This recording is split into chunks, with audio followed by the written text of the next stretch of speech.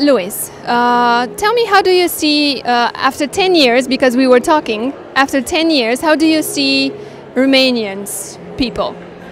I've always loved Romanian people, and I'm so excited to be back in Romania after 10 years. Some of my best friends have been Romanian over the years, and just seeing Bucharest properly this time on this visit has been really, really good fun. So I'm delighted to be here. Good. So you are here for Upgrade 100, and tell me, it's the first day. How was your speaking? You had the stage like half an hour ago, I guess. How was it? Yeah, it was great. It's great to see such a packed audience. I was part of a panel talking about digital content and ad tech, and yeah, it was a super engaged audience. Seems like great people, a really good crowd. Good. How do you see this newspaper thing? So the old journalism and the new one that is happening online on YouTube, Twitter, social media, all the platforms. How do you see this? I think the important thing to get right is good quality journalism. I think some of the organisations that sprung up in the social media revolution and then were really hurt when Facebook cut back on publishing a couple of years, last year actually. Oh, wow, that feels like longer ago. I think those kind of organisations weren't really focused on quality, they were focused on virality. At the Telegraph, we're really proud that we focus on quality journalism. So it does mean that you don't get the big viral hits that some of the other news organisations might get, but it does mean that you have consistency. And I think that's why the Telegraph's been really successful at their digital transformation. But how was the transformation for you? Because the Telegraph, it's an old and very bold newspaper. The Telegraph is a super fearless organisation. I was a bit surprised when I started working there that this 160-year-old company was quite so forward-thinking. We were launch partners for Amazon Alexa, we were launch partners for Google Assistant, we were the first publisher in the UK to publish an AMP story, we're very popular on Snapchat, and we're... You use Snapchat? The Telegraph does. Telegraph, yes, yeah, no, the Telegraph, you are using Snapchat? Yeah, we use Snapchat Discover, and we've got a great young audience there, which is really helping to change our audience average age, actually. But you know that you need to have different content on these different platforms, because Snapchat is something, Twitter is something else. Yeah, so our Snapchat content is all created especially for the platform. We have a Snapchat team. And it's been wildly popular. So it's a great way for us to tell our Telegraph version of a story, but in a way that's engaging for a younger audience. And it's been wildly successful so far. This is good. This is great. What do you use more?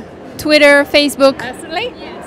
I like Instagram personally. I'm quite a visual person, and I know that it's not the ideal platform for all marketers, but for me it works, and actually for the Telegraph it works quite well as well. So we're very active talking about the royal family, because people love that on Instagram, and we talk a lot about fashion as well. And Instagram's been really good for us to build those kind of niche audiences in some of our content verticals. What do you think is the main, the most attractive content that you can make on social media? Which one do you think? I never really bought into the pivot to video a few years ago from Facebook.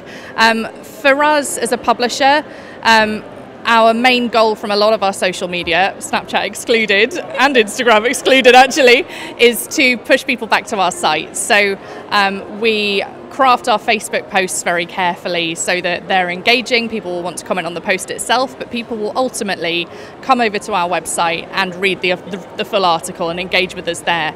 So the most success on social media looks like a big audience, but a big audience who are engaged and will actually visit your site and consume your content in the way that allows you to look after the rest of the customer journey.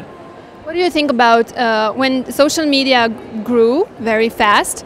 Very fast came also the fake news. What do you think about this?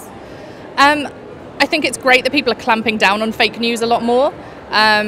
I think the media got a bit of a rough ride from the term fake news. Fake news is something that most newspapers aren't doing.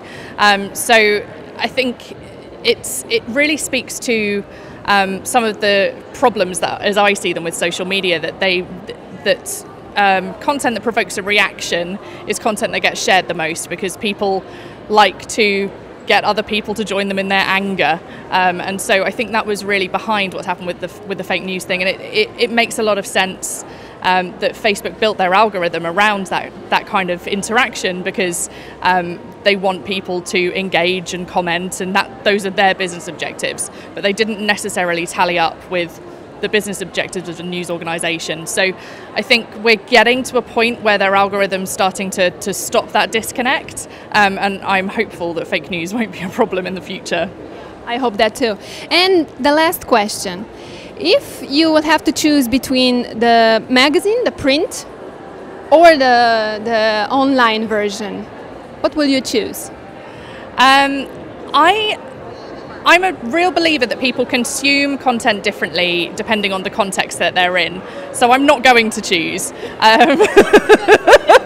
Because I love a print product in certain contexts, but when I'm stood on the tube and I can't even breathe, actually all I want to do is listen to a podcast. So there are certain different contexts that it makes sense for users to have different types of content in, and I consume content from a ton of different newspapers and a ton of different publishers in different ways, and they all kind of fit in with my lifestyle. So I if you give me a situation, I can choose, but other than that, I'm a big consumer of content in various different guises. So do you think that we'll all survive for different content and different kind of situation? Let's say if you want to listen to a podcast, or you want to read very fast something on your phone, or just get a magazine and go reading while you are drinking a coffee.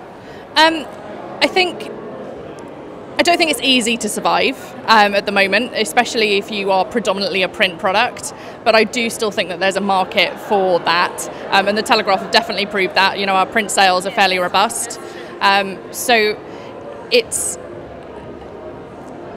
yeah, I think survival is difficult, and I think you need to have the right strategy to do so. The Telegraph, I hope, have the right strategy. I'm pretty sure that we do.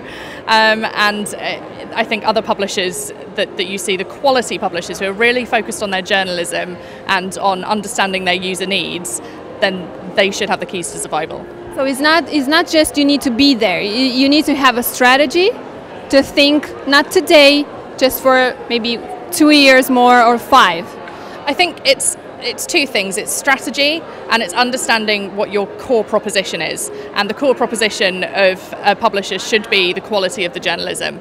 And if you maintain quality journalism, then you can be in a position where your strategy helps you to keep your business going, but the quality journalism at the heart of things can really help you to survive. Thank you, Louis. It was so fun, and yes, me too. And I hope your day here will be good, and you will see a lot of people and meet. I'm looking forward to it. Yes, and tomorrow you are leaving too soon, I am though. leaving too soon. Yes, but next time come maybe 2 or 3 days Next more. time I'll be here for a month. Yes, for that red wine, you know, that we were talking about. Thank you, Louis. Thank you. you. Thank you.